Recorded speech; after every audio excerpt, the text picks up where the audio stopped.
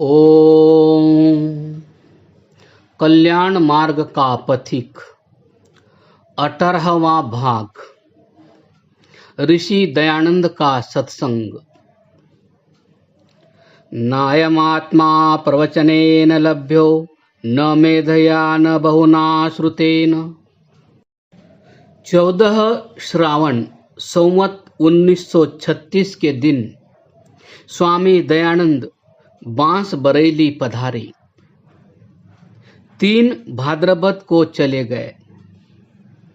स्वामी महाराज के पहुंचते ही कोतवाल साहब को और हुक्म मिला कि पंडित दयानंद सरस्वती के व्याख्यानों के अंदर फिसाद रोकने का बंदोबस्त कर दे।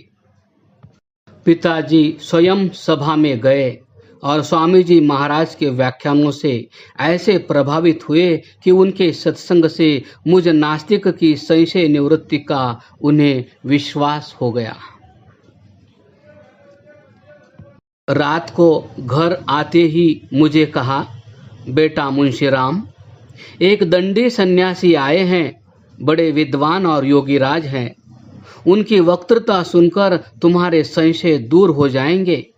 कल मेरे साथ चलना। उत्तर में कह तो दिया कि चलूंगा, परंतु मन में वही भाव रहा कि केवल संस्कृत जानने वाला साधु बुद्धि की बात क्या करेगा। दूसरे दिन बेगम बाग की कोठी में पिताजी के साथ पहुंचा, जहां व्याख्यान हो रहा था। उस दिव्य आदित्य मूर्ति को देख कुछ श्रद्धा उत्पन्न हुई, परंतु जब पादरी टी.जे. स्कॉट और 2-3 अन्य यूरोपियनों को उत्सुकता से बैठे देखा तो श्रद्धा और भी बढ़ी। अभी 10 मिनट वक्तृत्व नहीं सुनी थी कि मन में विचार किया, यह विचित्र व्यक्ति है कि केवल संस्कृतज्ञ होते हुए ऐसी युक्तियुक्त बातें करता है कि विद्वान दंग हो जाएं। व्याख्यान परमात्मा के निज नाम ओम पर था। वह पहले दिन का आत्मिक आह्लाद कभी भूल नहीं सकता। नास्तिक रहते हुए भी आत्मिक आह्लाद में निमग्न कर देना ऋषि आत्मा का ही काम था। उसी दिन दंडी स्वामी जी से निवेदन किया गया कि टाउन हॉल मिल गया है, इसलिए कल से व्याख्यान वहां शुरू होंगे। स्वामी जी ने उच्च स्वर से कह दिया कि सवारी समय पर पहुंच जाया करेगी तो वह तैयार मिलेंगे। टाउन हॉल में जब तक नमस्ते, पोप, पुरानी, जैनी, किरानी, कुरानी इत्यादि परिभाषाओं का अर्थ बतलाते रहे, तब तक तो पिता श्रद्धा से सुनते रहे, परंतु जब मूर्ति पूजा और ईश्वर अवतार का खंडन होने लगा तो जहां एक ओर मेरी श्रद्धा बढ़ने लगी, वहां पिताजी ने आना बंद कर दिया और एक अपने मातहत थानेदार की ड्यूटी लगा दी। 24 अगस्त की शाम तक मेरा समय विभाग यह रहा कि दिन का भोजन करके दोपहर को ही बेगम बाग की कोठी पहुंच ड्योढ़ी पर बैठ जाता। 2:30 और 4 बजे के बीच में जब ऋषि का दरबार लगता तो आज्ञा होते ही जो पहला मनुष्य आचार्य ऋषि को प्रणाम करता वह मैं था। प्रश्नोत्तर होते रहते और मैं उनका आनंद लेता रहता। व्याख्यान के लिए 20 मिनट से पहले जब दरबारी विदा हो जाते और आचार्य चलने की तैयारी कर लेते, मैं अपने वैगनट पर सीधा टाउन हॉल पहुंचता।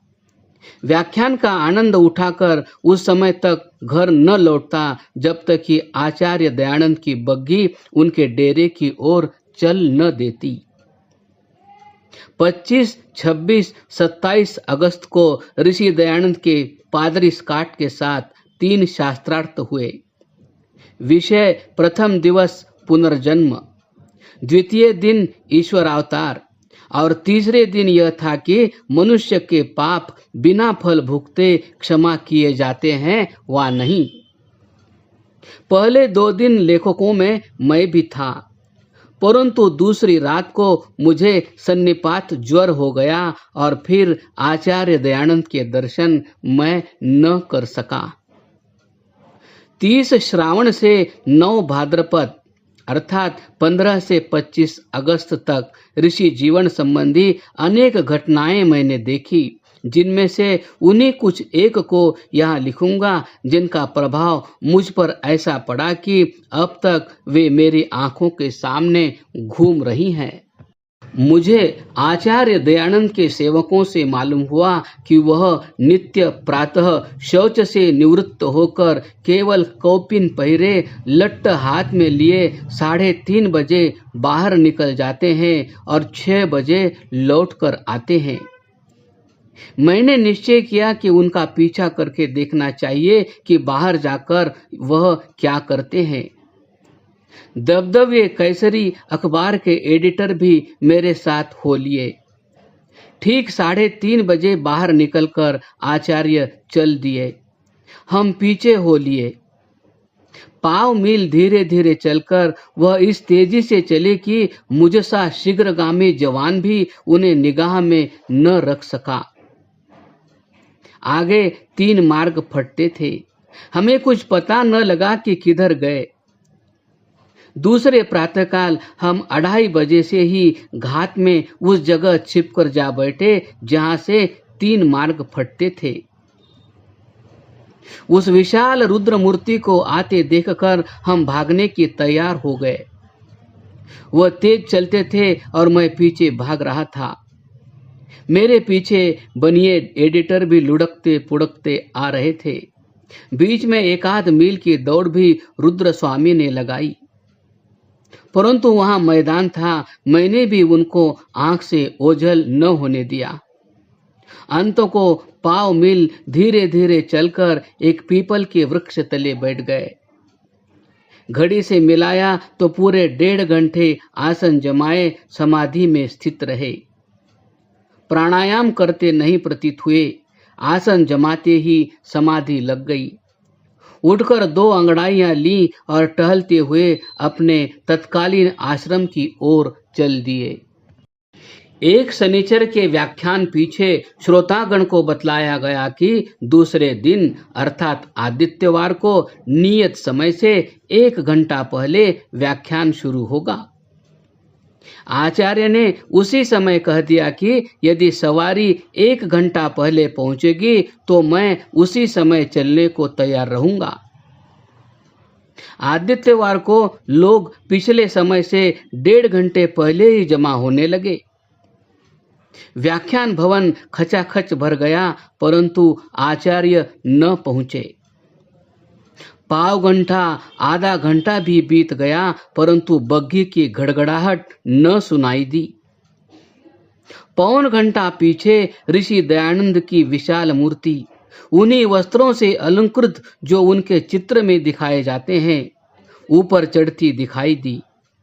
मध्य की डांट के नीचे वाली एक ओर की दीवार में सोटा टेक कर ईश्वर प्रार्थना के लिए बैठने से पूर्व उन्होंने कहा, मैं समय पर तैयार था परंतु सवारी न आई।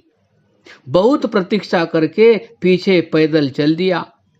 मार्ग में पिछले नियत समय पर ही सवारी मिली, इसलिए देर हो गई।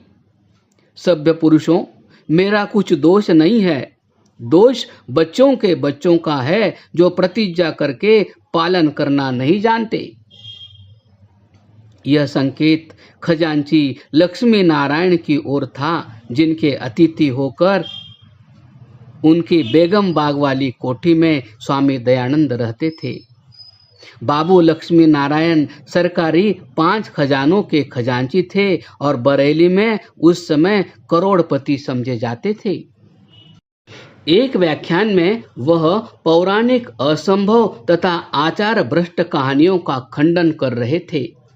उस समय पादरी Scott, mister Edwards commissioner, mister Reid collector, 15 व 20 अन्य अंग्रेजों सहित उपस्थित थे।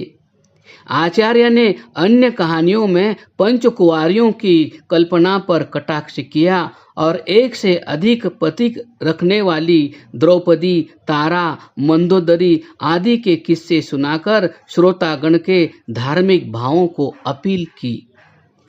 स्वामी जी के कथन में हास्य रस अधिक होता था, इसलिए श्रोतागण थकते न थे। साहब लोग हंसते और आनंद लूटते रहे। फिर आचार्य बोले, पुराणियों की तो यह लीला है, अब किरानियों की लीला सुनो। ये ऐसे भ्रष्ट हैं कि कुमारी के पुत्र उत्पन्न होना बतलाते, फिर दोष सर्वज्ञ शुद्ध स्वरूप परमात्मा पर लगाते और ऐसा घोर पाप करते हुए तनिक भी लज्जित नहीं होते। इतना सुनते ही कमिश्नर और कलेक्टर के मुंह क्रोध के मारे लाल हो गए, परंतु आचार्य का भाषण उसी बल से चलता रहा और अंत तक ईसाई मत का ही खंडन होता रहा। दूसरे दिन प्रातः काल ही खजांची लक्ष्मी नारायण को कमिश्नर साहब के यहाँ से बुलावा आया। साहब ने कहा, अपने पंडित स्वामी को समझा दो कि सख्ती से काम न लिया करें। हम ईसाई तो सभ्य हैं, वाद विवाद की सख्ती से नहीं घबराते, परंतु यदि जाहिल हिंदू मुसलमान भड़क उठे तो तुम्हारे पंडित स्वामी के व्याख्यान बंद हो जाएंगे। खजांची जी यह संदेश आचार्य तक पहुंचाने की प्रतिज्ञा करके लौटे। खजांची जी चाहते थे कि बात छेड़ने वाला कोई अन्य मिल जाए जिससे वह आचार्य की झाड़ से कुछ कुछ बच जाए।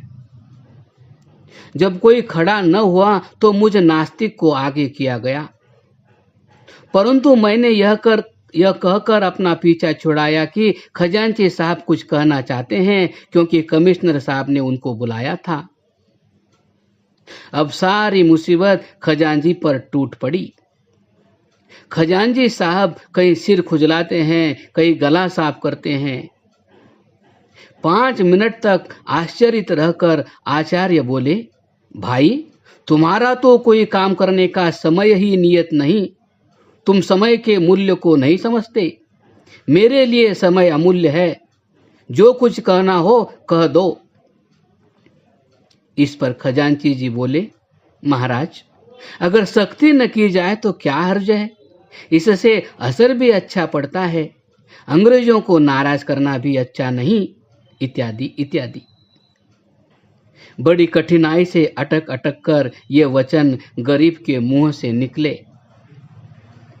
महाराज हंसे और कहा, अरे बात क्या थी जिसके लिए गिड़गिड़ाता है, मेरा इतना समय भी नष्ट किया। साहब ने कहा होगा तुम्हारा पंडित कड़ा बोलता है, व्याख्यान बंद हो जाएंगे, यह होगा वह होगा। अरे भाई मैं हवा तो नहीं कि तुम्हें खा लूंगा। उसने तुझसे कहा, तू सीधा मुझसे कह देता, व्यर्थ इतना समय क्यों गंवाया। एक विश्वासु पौराणिक हिंदू बैठा था, बोला, देखा यह तो कोई अवतार है, मन की बात जान लेते हैं।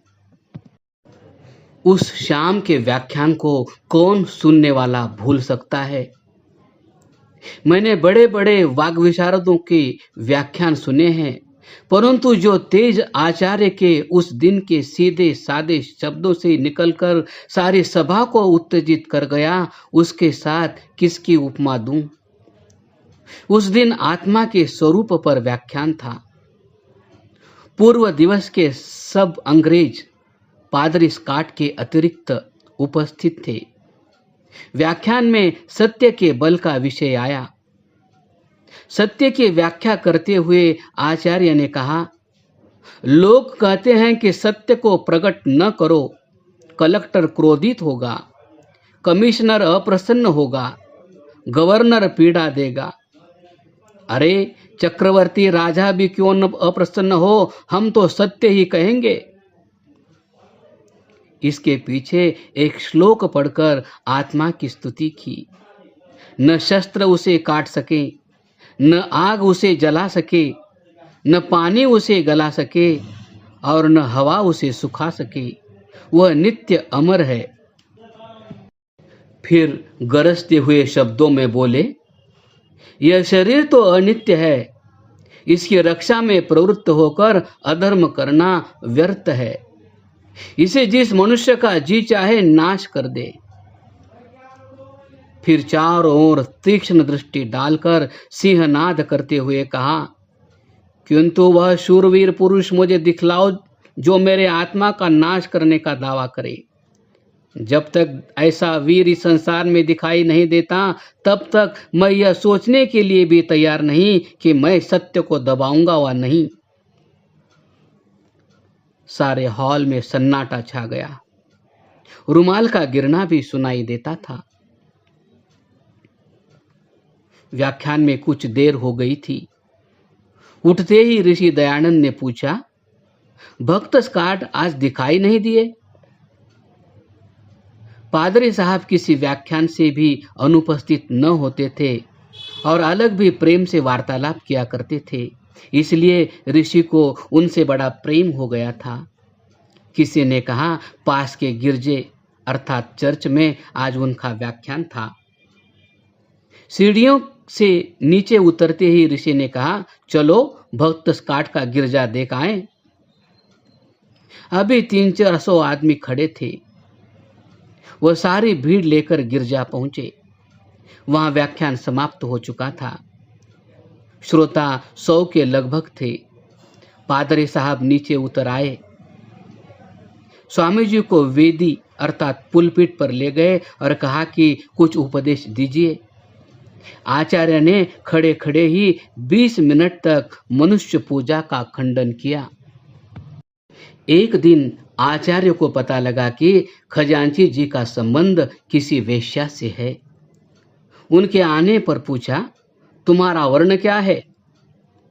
उन्होंने कहा, क्या कहूं, आप तो गुण कर्मानुसार वर्ण व्यवस्था मानते हैं।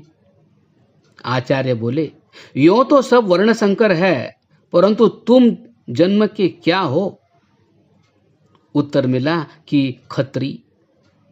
महाराज बोले, यदि खत्री के वीर्य से वेश्या में पुत्र उत्पन्न हो तो उसे क्या कहोगे?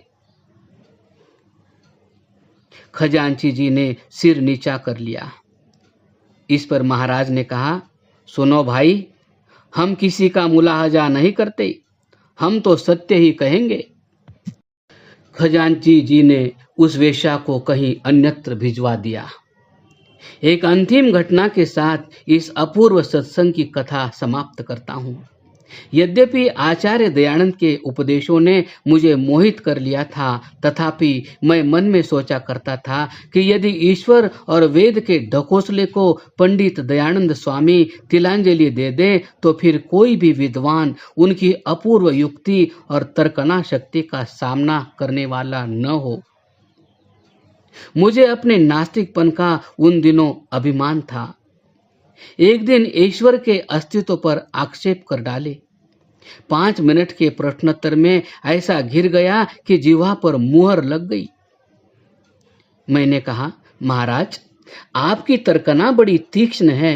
आपने मुझे चुप तो करा दिया, परंतु यह विश्वास नहीं दिलाया कि परमेश्वर की कोई हस्ती अर्थात अस्तित्व है।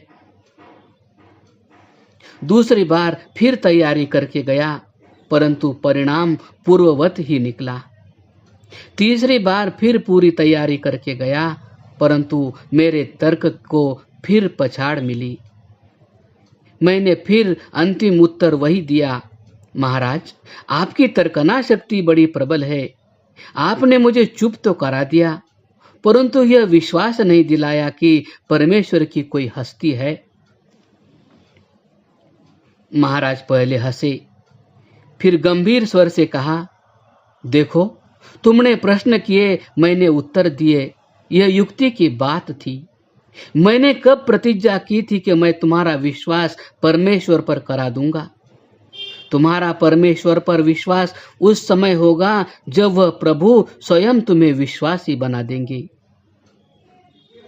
अब स्मरण आता है कि नीचे लिखा उपनिषद वाक्य उन्होंने पढ़ा था, नायमात्मा प्रवचनेन लभ्यो न मेधया न बहुना श्रुतेन यमेवैष वृणोते तेन लभ्यस्तशेष आत्मा विवृणोते तनु स्वाम। कठ उपनिषद क्रमशः।